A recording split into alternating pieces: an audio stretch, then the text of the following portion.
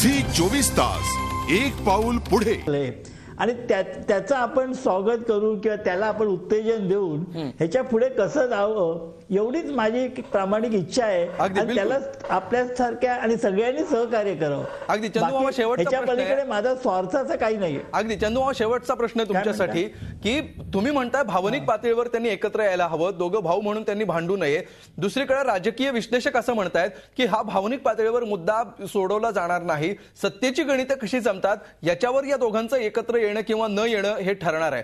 अशा परिस्थितीमध्ये भावनिक पातळीवर जे प्रयत्न तुम्ही अनेक वर्ष करतायत ते जरी दुर्दैवाने नाही झाले तरी सुद्धा सत्तेच्या गणितासाठी जरी हे दोघं एकत्र आले, गोळाबेरीज करण्यासाठी एकत्र आले तरी सुद्धा तुमच्यासाठी तो तितकाच मोठा दिलासा असेल का? नक्की ना।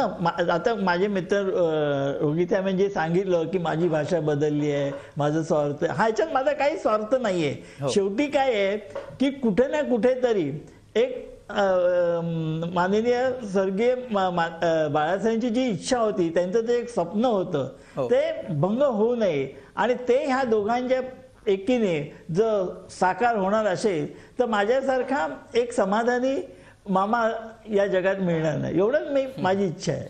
अगदी शेवटी आपण जाऊया संदीप प्रधान यांच्याकडे। संदीपजी, भविष्य काय दिसतंय महाराष्ट्राच्या राजकारणाचं? चंदू मामांचं आवाहन यशस्वी ठरेल, भावनिक पातळीवर हे दोघं एकत्र येण्याची शक्यता आहे की तुम्ही मगाशी सुरुवातीला जसा विषय झाला त्यानुसार केवळ आकड्यांची बेरीज आणि वजाबाकीच या दोघांना एकत्र आणू शकते की अजून कुठला तिसरा घटक की हे दोन्ही घटक एकत्र? दोन्ही तिन्ही गोष्टी आहेत। म्हणजे आकड्यांचं गणित हे राजकारणात महत्वाचं असतं आणि कुठलाही राजकीय पक्षाचा उद्देश हा सत्ता मिळवणं हाच असतो। म्हणजे मगाशी हरीश रोगे सातत्याने म्हणत होते की सत्तेसाठी चाललंय, तर कुठलाही राजकीय पक्ष जेव्हा निवडणुकीच्या रिंगणात उतरतो तेव्हा सत्ता मिळवणं हाच उद्देश असतो, त्यामुळे त्याच्यात काही गैर आहे असं मला वाटत नाही। त्यामुळे आकड्याचं गणित हे महत्वाचं आहे।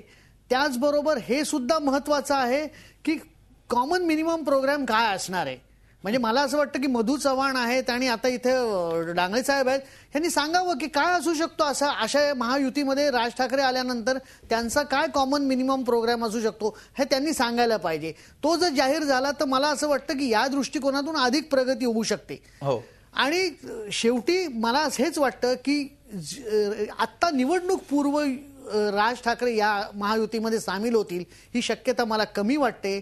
पण निवडणुकीनंतर जर समजा अशी शक्यता निर्माण झाली असेल की सत्ता शिवसेना, भाजप आणि रिपब्लिकन पक्ष यांची येऊ शकते आणि त्यांना काही मतांची गरज आहे आणि अशा वेळी जर समजा खरोखर प्रयत्न झाले, गोपीनाथ मुंडे त्याला प्रतिसाद देतील, कारण राज ठाकरे यांच्या राजकारणाचाही पाया हा काँग्रेस विरोध हा आहे। म्हणजे मगाचपासून हरीश रोगे एकदा दोनदा तिना म्हणाले की अजून कोणी पक्ष घ्या, तर राष्ट्रवादी काँग्रेस या पक्षाचा सुद्धा पाया हा काँग्रेस विरोध हाच आहे राजकारणाचा। त्यामुळे रोग्यांना जर समजा स्वबळावरती निवडणूक लढवायची असेल पुढची, त्यामुळे ते जर समजा सुचवत असतील की या महायुतीमध्ये राष्ट्रवादीला घ्या, तर मला वाटतं ती सुद्धा शक्यता ह्याच्यामध्ये गृहीत धरता येऊ शकते निवडणुकीनंतर। पण ह्या सगळ्या शक्यता ह्या निवडणुकीनंतर आहेत आणि त्यामुळे आत्ता ह्या मला असं वाटत नाही की निवडणूक पूर्व राज ठाकरे या महायुतीमध्ये सहभागी होतील, ही शक्यता मला तरी या क्षणाला कमी वाटते। बिलकुल। शेवटी आजचा रोखठोक प्रश्न आपण बघूया।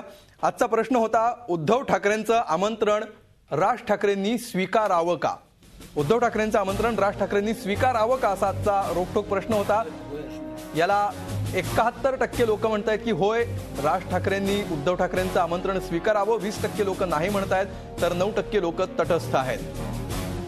ज्या प्रकारे चंदू मामांचं आवाहन असो किंवा राजकीय गोळाबेरजेची गणितं असोत, या सगळ्यातून राज आणि उद्धव ठाकरे एकत्र येणार का, हा जो महाराष्ट्रातला गेल्या अनेक दिवसां, महिन्यां, वर्षांपासूनचा जो लोकप्रिय प्रश्न आहे त्या प्रश्नाला पुन्हा एकदा वाचा फुटलेली आहे। मात्र 2014 जसजसं जवळ येत जाईल तसतसं या प्रश्नाचं उत्तर, या उत्तरातला एक एक मुद्दा समोर येत जाईल। मात्र 2014च्या निवडणुकांपूर्वी हे उत्तर पूर्ण झालेलं असेल असं दिसत नाहीये, कारण सध्या तरी हा दीर्घोत्तरी प्रश्न दिसतोय आणि त्याचं उत्तर सुद्धा दीर्घोत्तरी असणार आहे। त्यामुळे लघुत्तरी उत्तराची अपेक्षा सध्या तरी करण्यात अर्थ नाही। धन्यवाद सगळ्यांचे या चर्चेमध्ये सहभागी झाल्याबद्दल आणि महाराष्ट्राच्या एवढ्या जिव्हाळ्याच्या विषयावर आमच्या स्टुडिओमध्ये येऊन चर्चा केल्याबद्दल।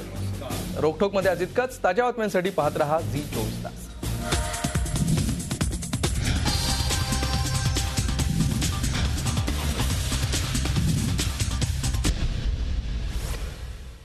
झी 24 तास एक पाऊल पुढे।